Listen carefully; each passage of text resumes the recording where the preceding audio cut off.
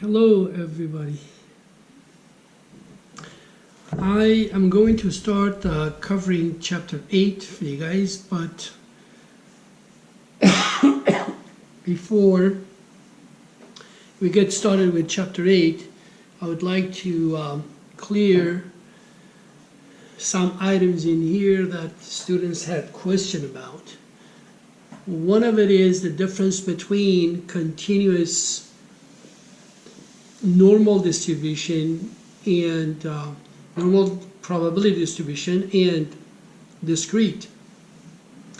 If you guys remember, we said that in discrete we always are going to find the probability for number of success where x is equal to some fixed number. But with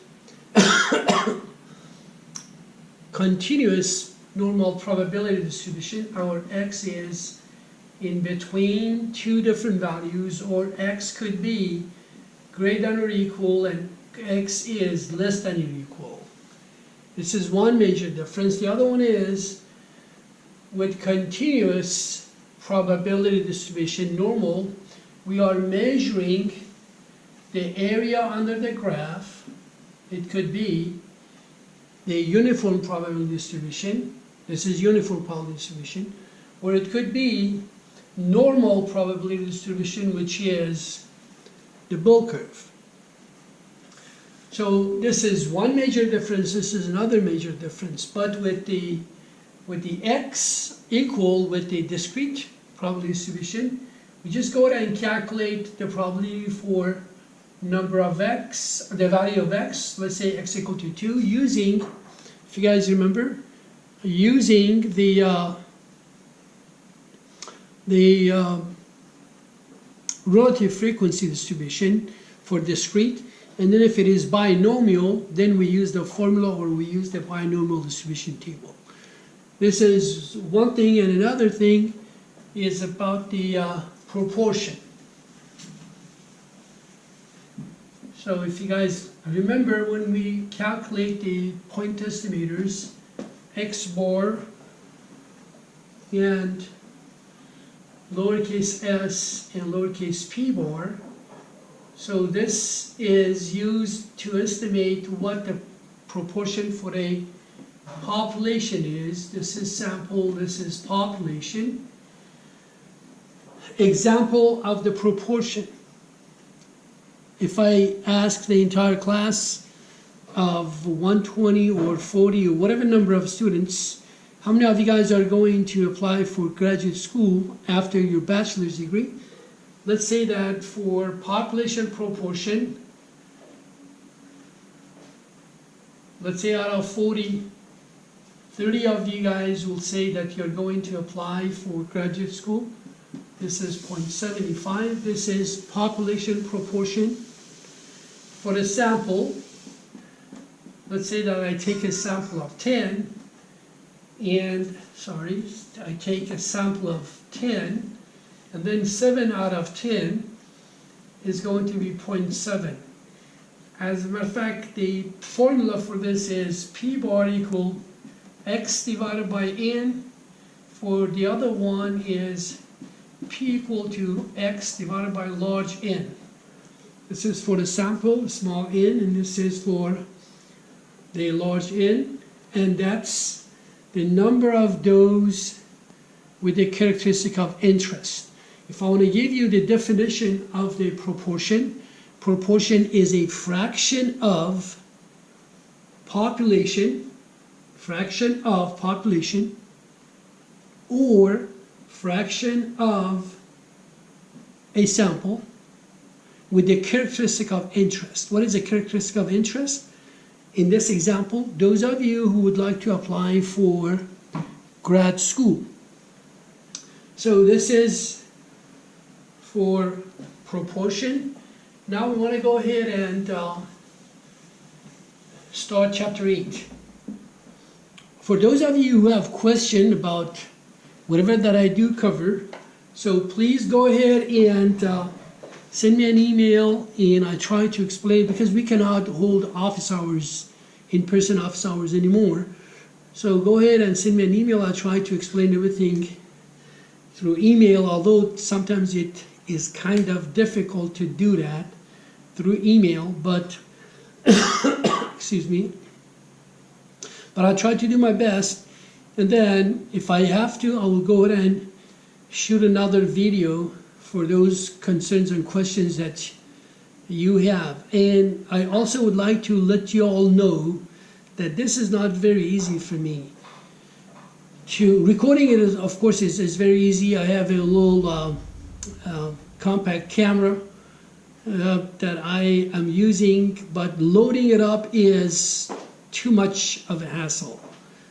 I try to use YouTube now. For those of you who have done this already, when I'm going to load up a file based on the level of the resolution that it has, sometimes it takes anywhere from, well, it depends how long it is. That's why that I normally try to stay within the time frame of 15 to 20 minutes. If it is 15 to 20 minutes video, it takes, with the bandwidth that I have and the speed of the operation on my internet service, it takes anywhere from 3 to sometimes 10, 15 hours. And sometimes after 15 hours, it just gets stuck and nothing happens. And I have to stop and then go through the entire process again. And it's very frustrating, but I'm doing my best. For those of you who think that these videos, because I received a message from a student that the videos are confusing. I don't know what is so confusing about these videos. Those of you who have been following my my instructions, you see that I have numbered them 1, 2, 3, 4, 5, 6. So how simpler could I be in order to put them in order that you guys do not get confused? And another point that I would like to talk to you guys about is, please check those announcements on the first page of your course on Beachboard. I will put a lot of information on those pages, and also always check and read your email, school email, csulb.edu and cpp.edu. Please, both universities, both campuses, please read those information first, the announcement on the main page, and then also check your email addresses. I'm sorry, email messages. Sorry about that. Now I'm going to go ahead and start chapter 8. 8 minutes, 25 seconds passed already. So time flies when you have fun, right? All right, before I get to chapter 7, I would like to refresh you guys' memories. I'm sorry, before I get to chapter 8, I would like to refresh your memories about what we covered in chapter 7. If you guys remember, in chapter 7, we were calculating the expected value of x bar, if you guys remember, and then we were calculating standard deviation of x bar if it is coming from infinite population, sigma over square root of n. If it is coming from finite population, is sigma over square root of n times large N minus a small n divided by large N minus 1. This is for finite. For infinite, then we were developing a range for population mean. If you guys remember, this is equal to mu. We were saying that plus or minus whatever value, we were developing a range for our population mean to see what is the probability that our sample mean is going to be within the range of the mean. If the probability was 70%, then we would say we are 70% sure that our sample mean is going to be within that range of the population mean. Now in chapter 8, we are covering a topic called interval estimation. Now, what is this interval that we're going to estimate it? This is going to be a range that we're going to cover, we're going to develop, we're going to create for X bar, which is our mean, in order to plus or minus that whatever value. This whatever value in here is called margin of error. Now, comparing this to what we covered in chapter 7, mu plus or minus. So in chapter 7, we were developing the range for the mu in order to see if our X bar is within that range. And if it is, what is the probability of that? Now in chapter 8, we are creating an interval in order to estimate if within that interval our mu is going to be within that interval. And if it is going to be within that interval, what is the probability for that? That our mu is going to be within that interval. All right? Now, why do we do these? Whatever that we did in chapter 7 and now we do chapter 8, these are all because X bar is not going to be equal to the mu. And we're not living in a perfect world. Again, if we're living in a perfect world, theoretically we should have X bar equal to the mu. When X bar is way off in comparison to the mu, then we try to create those intervals or those ranges in order to see for chapter 8 if the mu is within that range, for chapter 7 if X bar was within the range of the mu, in chapter 8 if the mu is within the range of X bar. Now, if we want to write if you're going to calculate that range for the X bar, there is a formula for margin of error. This margin of error, the formula is Z sub alpha over 2 times sigma over square root of n. Of course, this is for whenever we're dealing with the infinite population. If we're dealing with a finite population, then we go ahead and add that finite population correction factor to it. Square root of large n minus small n divided by large n minus 1. Right? Now, let's see what this alpha over 2 is. You know what sigma is. Sigma is the standard deviation of the population. N is the sample size. Z is the Z value from the Z table. Now, let's see how we can find the alpha and what alpha is, and how we can get the alpha over 2. In order to find alpha over 2, I need to go to the Bull curve. By the way, these are all on those slides, chapter 8, slide number 2, 3, 4, 5, and 6. Right now I'm on slide number 6 now. All right? Now, I'm trying to explain to you what alpha over 2 is, okay? Again, we know that our x bar is not going to be equal to the mu, okay? After I'm done with this, I have to stop because I'm getting close to 20 minutes.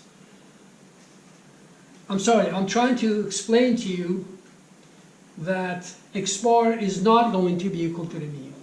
If it was, if this is equal, if x bar is equal to the mu, that means the entire area under the graph, which is approximately 100%, that's going to be the probability that our mu is going to be within the value of x bar. But we know this is not a case. We know that there is some area here under the graph that they are not going to provide support for the mu to be within the range of the x bar. In other words, there is some area in here that x bar is not going to support the mu within that range, however you want to say that. That area, the whole thing is equal to 1, all right? But we know that the whole thing is not going to be used to show the support by the x bar that the mu is within that range. Then we say 1, whatever that area that doesn't provide the support, we call it alpha. Okay? When, for example, in here you can say, if this is the area, whatever that is, let's say 0.88 or 88%, then 1 minus this is going to be the value of the alpha. Or if you know what the value of the alpha is, if this area right here is 0.12, then 1 minus that is going to give us the area, which is 0.88, that providing support for the mu being within that range, okay? Now, half of the alpha, since we are going from -3 to +3, half of the alpha is going to be this right here, and the other half of the alpha is going to be this right here. So that's where that half of the alpha comes from. And then the interval estimation, x bar, the interval estimation formula is x bar plus or minus z sub alpha over 2 times sigma over square root of n.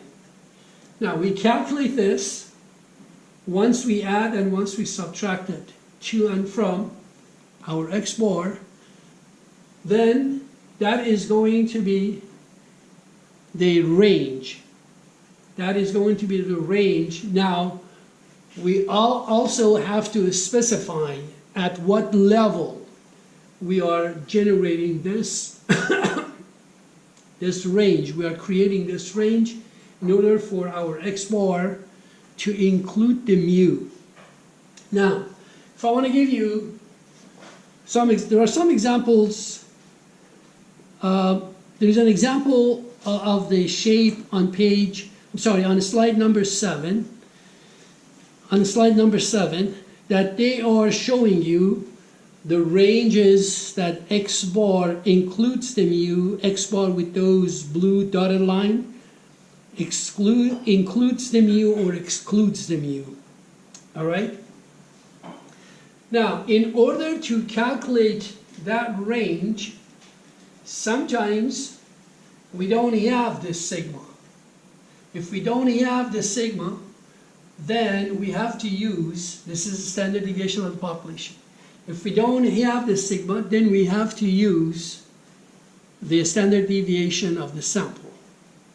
So therefore, this case is known as sigma known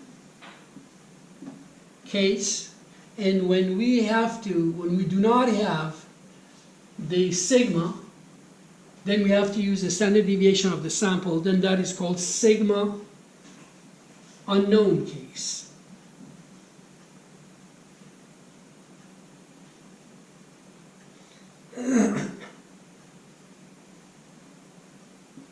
sigma known case, sorry guys, sigma known and sigma unknown case. Now, when we are going to use the sigma unknown case, that is going to change, that formula. This is going to change to S, and this is going to change to T, like X bar plus or minus T sub alpha over 2 times S over square root of N. This is for sigma unknown case, and this is for sigma known case formula. All right, so I'm going to stop at this point, and I'm going to shoot another video to continue.